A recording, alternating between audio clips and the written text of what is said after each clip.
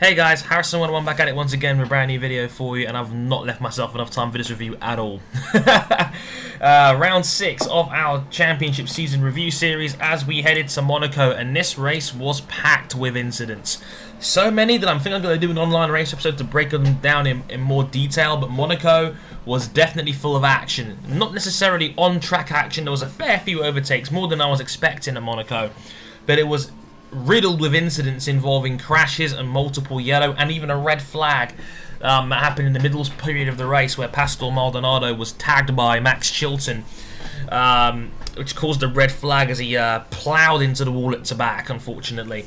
But overall it was Nico Rosberg from pole who would dominate the race, dictate the pace and come through with his second career victory.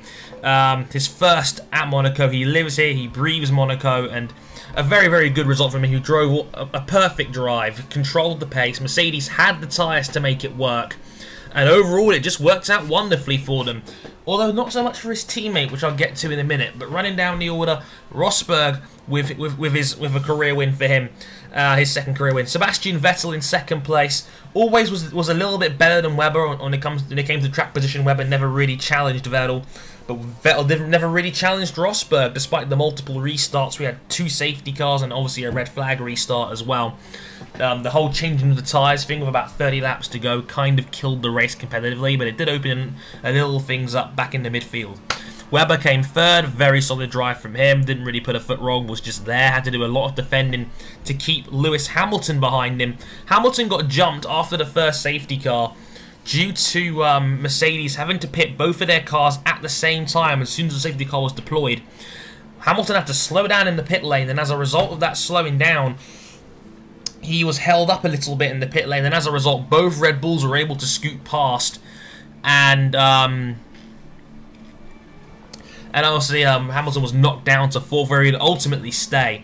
A great result for Adrian Sutil, who finishes 5th. I think that might be a career high for Sutil in 5th place for Force India. He was one of the very few guys. It was him and his partner, Paul di Resta. Force India seemed to have great acceleration, and they used it to their advantage, putting off multiple overtakes, picking off people like Verne, like Alonso, like Button, and like Perez, for Sutil to eventually finish in 5th. A great drive from him for Force India. Jenson Button in 6th, very solid result from him, more points. Alonso never had the pace, was struggling the whole way around. Apparently he may have had something caught in his front wing which hurt his aerodynamics, which hurt him in the long run. But Alonso eventually finished in 7th, ahead of Jean-Eric Verne in 8th. Good result for Toro Rosso. Again, I think that might be a career high for Verne. I'm not sure on that one either. Somebody will have to correct me in the comments on that one, I'm sure. Paul di Resta 9th, came back from starting in 17th, so 2 very well-earned points for him. And Kimi Raikkonen, who suffered a late puncture at the hands of Sergio Perez in a tangle towards the chicane after the tunnel.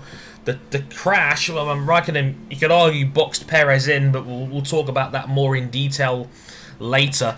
But Raikkonen clearly caught Perez, and the collision punctured his tyre, thinking he would be knocked out of the points. But Raikkonen came, I think, from 16th in the last 8 laps to finish in 10th and keep his streak alive. He's going for Michael Schumacher's record of 23 consecutive point-scoring finishes, and the streak was kept alive on the final lap. So Kimi Raikkonen getting the final point. Who knows what that may mean in the championship down the line. Hulkenberg 11th. Bottas is his highest finish so far in his career in 12th. Esteban Gutierrez, I pronounced his name right at last, 13th for Sauber. Max Chilton 14th for Marussia. Great result from him, but that may be affected due to the collision he had with Maldonado. We're not sure what's going to happen with him. The stewards are going to be very busy towards the end of the night. If anything happens, I'm sure I'll update it via annotations or in the descriptions. Gino van der Garde in 15th. He had a couple of collisions in there, but still a very nice result for Caterham there. And the retirement, Sergio Perez, I believe it was suspension damage from the Raikkonen hit.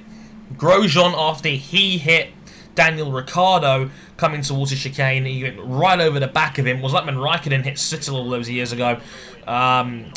When Raikkonen was at Ferrari, I think. It was very similar to that one. I think Grosjean just missed his braking point and completely ploughed Daniel Ricciardo, who also had to retire as a result of that. Jules Bianchi, who had a horrible weekend, engine issues in qualifying, multiple collisions, just a horrible weekend in total for Bianchi, just not his day. Pastor Maldonado 20th, again, he was tagged by Chilton and obviously caused the red flag earlier. Charles Piquet had an engine blowout, and Felipe Massa, who had a very, very similar crash to what he suffered in practice, where he just locked the brakes up, hits the wall in turn 1, and boom, gone. Hopefully, I think he was okay, but they had to obviously get the medical car out for him, so hopefully nothing too serious.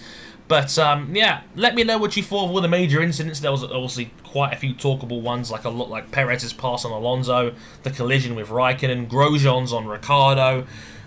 You can go on and on about this, but I think I'm going to have an online racer to break this down more in a little bit more detail later on my channel. So I hope you enjoyed the race review, and I will catch you guys later. I've been Harris101. Thank you very much for watching, and sayonara.